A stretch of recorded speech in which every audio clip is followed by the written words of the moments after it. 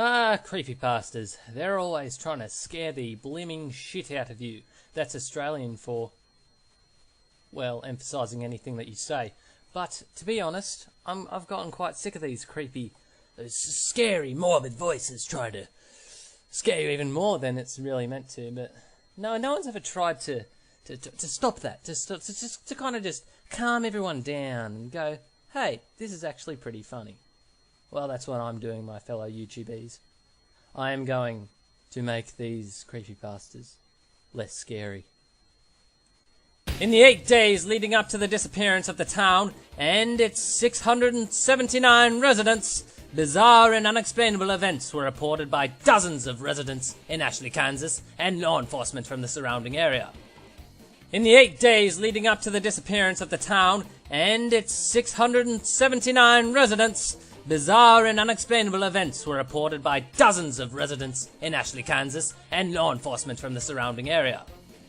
The disappearance of Eshley, Kansas.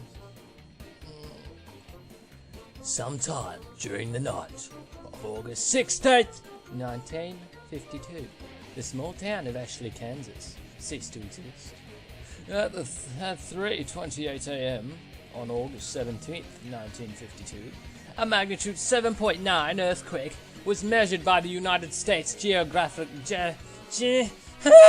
Geological Survey. The earthquake itself was felt throughout the state as most of the Midwest. The epicenter was determined to be directly under Eshley, Kansas. When the state law enforcement arrived at what should have been the outskirts of the farming community, they found a smoldering, burning fissure in the earth. That's written twice. Measuring 1,000 yards in length and approximately 500 yards in width, the depth of the fissure was never determined. After 12 days, the statewide and local search for the missing 679 residents, holy crap, of Eshley, Kansas, were called off by the Kansas state government at 9:15 p.m. on the night of August 29, 1952. All 679 residents were assumed to be dead. At 2:27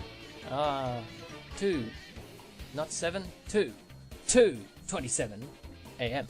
on August 30th, 1952, a magnitude 7.5 earthquake was measured by the United States Geological Survey. The epicenter was situated under what used to be the location of Eshley, Kansas. When law enforcement investigated at 5:32 a.m., they reported that the fissure in the earth had closed. In the 8 days leading up to the disappearance of the town and its 679 residents, bizarre and unexplainable events were reported by dozens of residents in Eshley, Kansas, and law enforcement from the surrounding area. On the evening of August 8th, 1952, at 7:13 p.m., a resident by the name of Gabriel Jonathan reported a strange sight in the sky above Eshley. The town itself, having no official branch of law enforcement, called into the police station of the neighbouring town of Hayes. Gabriel reported what appeared to be a small black opening in the sky. Within the next 15 minutes, the Hayes police station became overwhelmed with dozens of phone calls, all reporting the same phenomenon. The phenomenon was never reported by any neighbouring communities. A decision was made to send a trooper to Eshley to investigate the matter the following morning. At 7:54 a.m. on the morning of August 9th, 1952, Hayes police officer Alan Mace radioed the Hayes police station. He reported that, despite following a one-way road leading into Eshley, he had become lost. Shit! According to his report, the road continued on its normal path, but somehow ended up back in Hayes. Officer Mace went on to add that the road never curved or bent in every direction. At 9:15 a.m., 7 of the town's 10 police cars were sent to investigate the situation, and all members of the team came to the same conclusion. The only road leading into Eshley stopped leading into Eshley, but instead led back to Hayes. Even that's not good! Phone calls continued to pour into the Hayes police station, all reporting that the black opening in the sky continued to grow in size.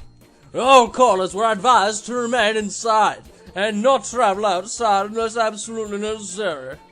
At 8:17 p.m., Miss Elaine Cantor reported her neighbors, Mr. and Mrs. Milton, and their 2 children, Jeffrey and Brooke, missing. According to Miss Cantor's phone call, the Milton attempted to leave town in their family car earlier that evening. They never returned. Law enforcement official from Hayes never reported the car or individuals coming up the one-way road. At 7:30, come on, 9 more times, 9 more times! This is only like 4 minutes earlier! Oh wait, it's the next day. Shit. Okay, let's start again.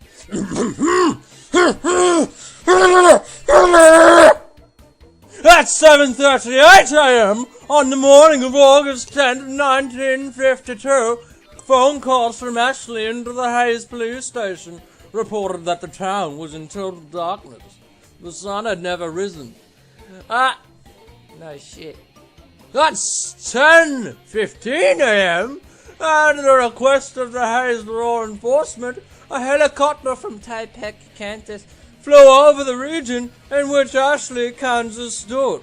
The town was never observed from the air. At 12:43 p.m. on the afternoon of August 11th, 1952, Mrs. Phoebe... No, it's Miss Phoebe. Shut up! Miss Phoebe Danielewski called into the Hayes police station. She reported that her daughter Erica had begun to have conversations with her father, who had died 3 years prior in a drunk driving accident.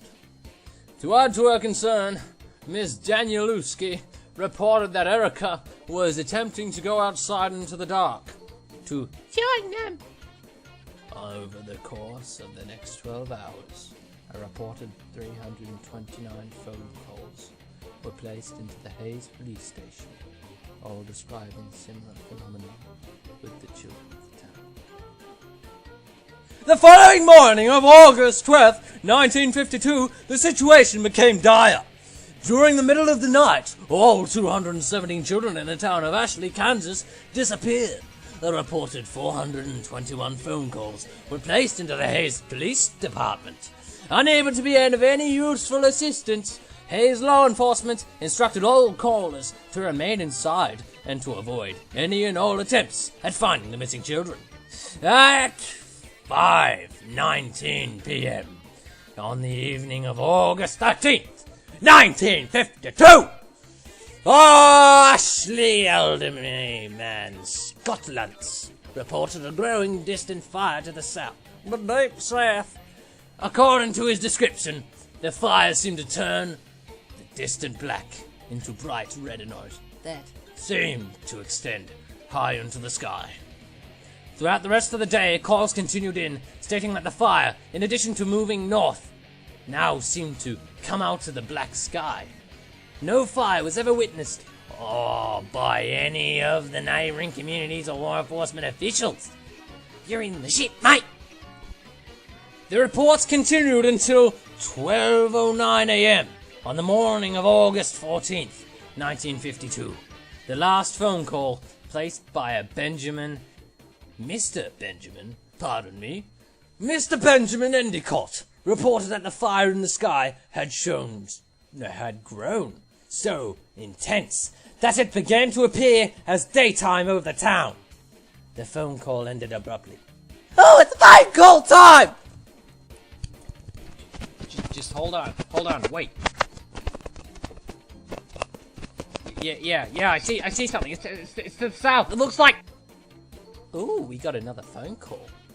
Although it won't be placed until the following evening. The following is the entire transcript of the final phone call to be received by the Hayes police station, out of the town of Eshley, Kansas. It was placed at 9:46 p.m. on the evening of August 15th, 1952. In this recorded phone call, the police officer on duty is Officer Peter Welsh. The caller has been identified as Mrs. April Foster. Here we go! Officer Welsh will sound like this. Heard the police department. And Mrs. Foster will sound like this. Yeah, hello? Begin phone call.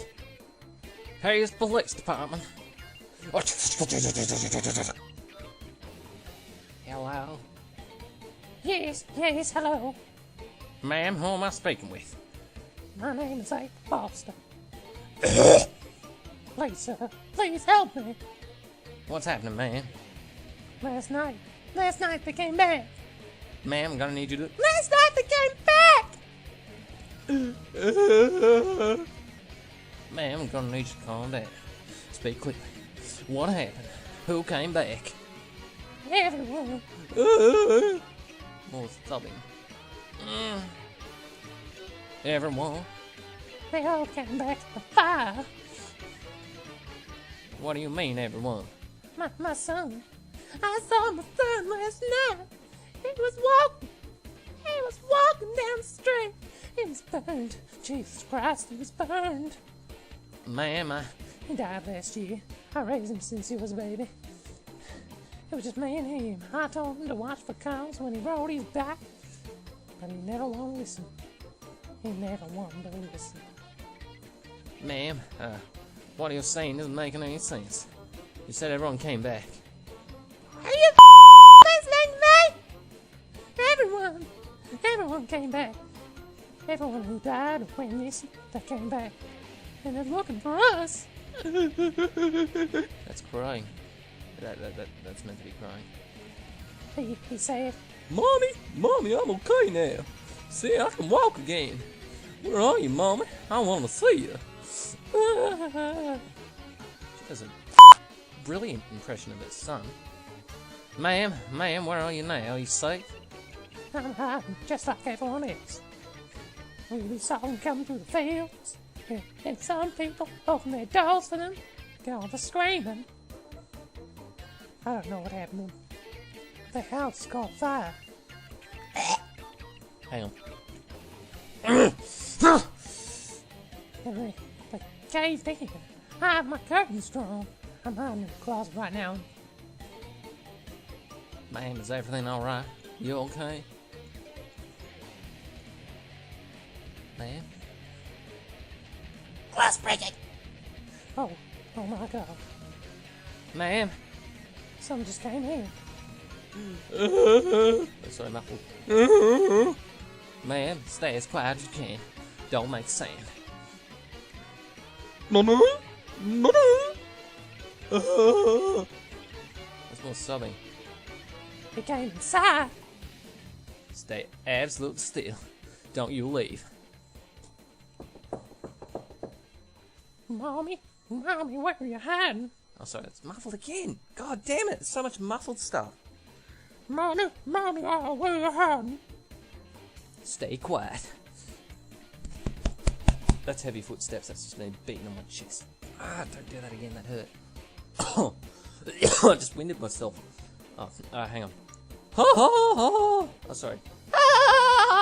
That's the muffled, that's the laughter. Mommy, I found you. Mommy! Indiscernible screaming and noise. Noise. How do you make a noise?